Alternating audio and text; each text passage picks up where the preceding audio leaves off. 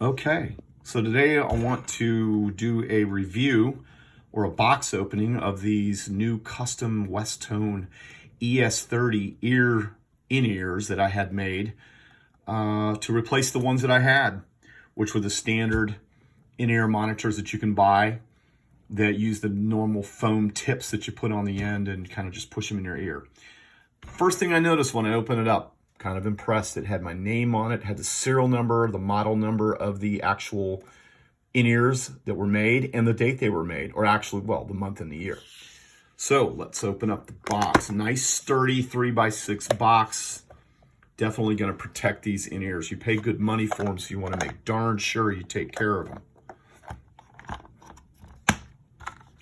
All right, first thing I noticed, nice foam kind of lid there, help protect them.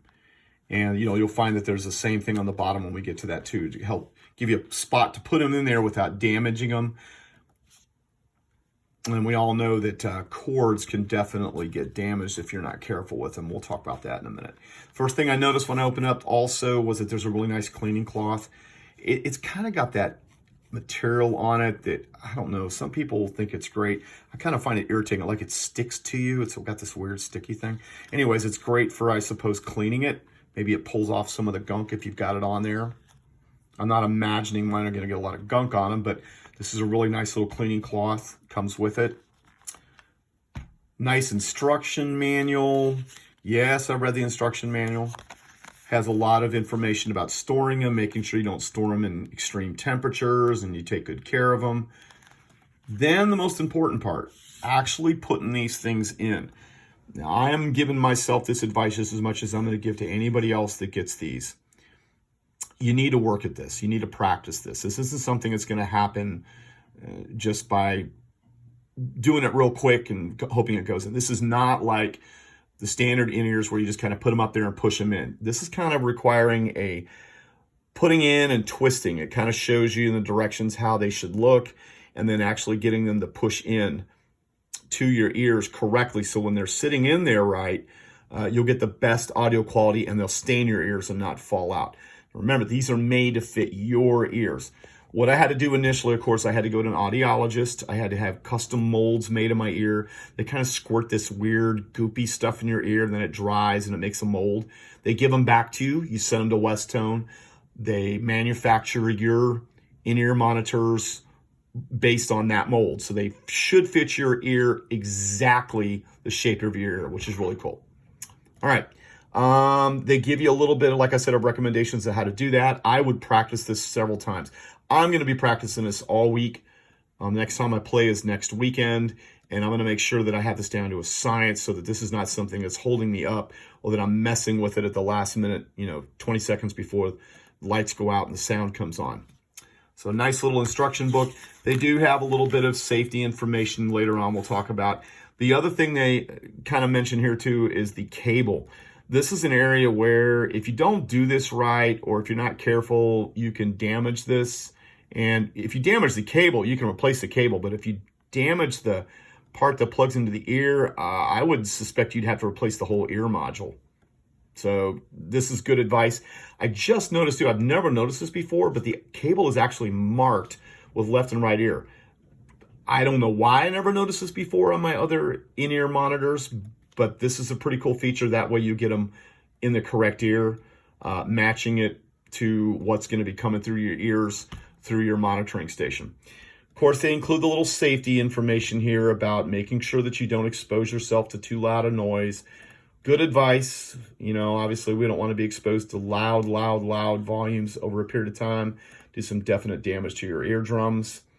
And they give you some exposure times. I don't know that everybody that looks at this is going to go, oh my gosh, I never knew. I can only be at 105 dBs for 30 minutes without damaging my ears. I know that on my monitoring station, I adjust it to where my guitar is a little bit louder than the other instruments, so I can actually kind of get a feel for what I'm playing a little better by turning it up.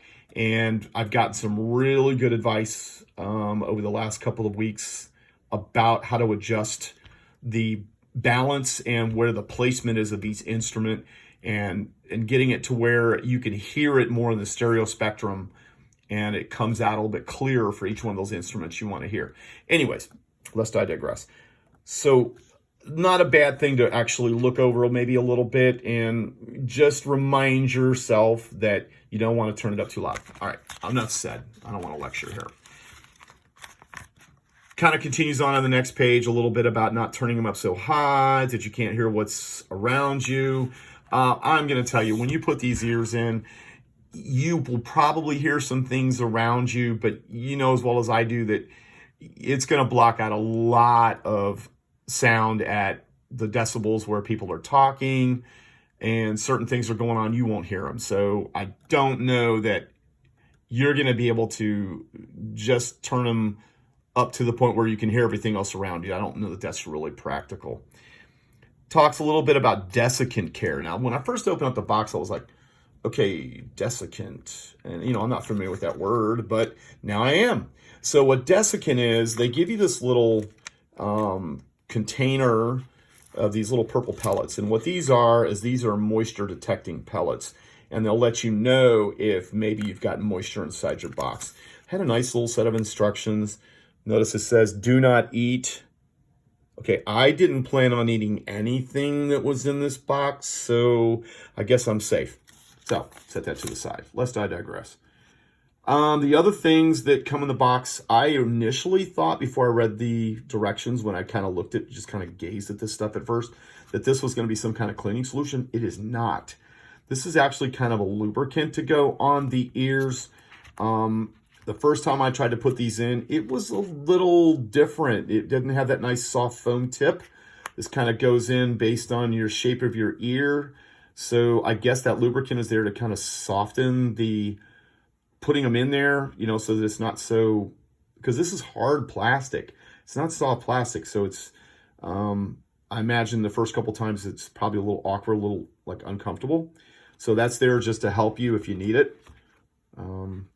Nice little thing to have. The last thing I noticed when I opened up the box was that there's a nice little cleaning kit, nice little brush. I'm imagining that you could probably get things in these ears, earwax, whatever, dirt, whatever possibility of anything that could get in there, it probably could. All right, so one end has that brush on it. I'm guessing this is like a foreign object removal thing. It's kind of this weird bent wire thing. I would not stick this in your ear. You're probably right now saying, what? Why would I stick that in my ear? This kind of resembles one of those earwax removal things I've seen that you can buy at the store where you can actually maybe take out earwax. I wouldn't stick this in your ear, that's for sure. I actually had a friend of mine that told me that he used to use like pipe cleaners or like toothpicks with those little Twizzler things on, little, I don't know what they call them, but anyways, that would help clean them out too. This obviously is put in here for a reason. So I'm imagining that when you do get dirt or stuff in it, that this is going to be the way to get that stuff out of there. So nice little kit, nice little add-ons as well. The only other thing, and I don't have it with me handy, but it's something that was like a free gift from them. It was like this Bluetooth adapter that if you unplug these cables from the actual in-ears, you can plug in this Bluetooth kind of, I guess, adapter or tether that allows you to use these like personal monitoring, you know, earphones or AirPods or whatever you want to call them. You can actually Bluetooth to your iPhone or to some other Bluetooth device and use these for that as well. That's kind of cool because it's kind of like lets you use them for more than just in ears on the stage. You can actually use them for listening to music. I haven't tried that yet, but I will. What I want to do next week is actually try these. I haven't had a chance to try these on stage yet, but I'm going to do another video where I can kind of let you know what I think about the quality. Now, I do have another set of in-ears that are triple drivers. These are triple driver in-ears. So I didn't up the amount of drivers. So what's going to be interesting is what is the sound quality difference between these and those standard in-ear monitors that you have the foam tips that you put in. And I'm going to do a review on that, let you know what I think, my opinion about it. I've been told that I'm going to see a night and day difference between these and standard in-ear monitors. So that's what I'm hoping for. I'm hoping that I get like amazing sound quality out of these as compared to the other ones. My biggest issue was I could never keep the ears in my ear, even with the foam tips, and I've tried different sizes, the whole 9 yards. They just always seem to fall out right at the most inopportune time. You're getting ready to get up on stage or something, getting ready to play, and you're trying to stick them in at the last minute, and you're halfway through a set and they fall out, and there's just never a good time to reach up there and push them back in unless you get lucky and you're not playing right at that moment or singing right at that moment. You know, it's kind of an awkward moment for you. So I'm really hoping these stay in my ears a little better and they don't fall out as easy. So that's just a real quick review of the box opening of these. I'll do one next weekend about how the quality of the sound is compared to these, to the actual 3-driver standard Westone in-ear monitors, and let you know what I think of them. Okay, thanks.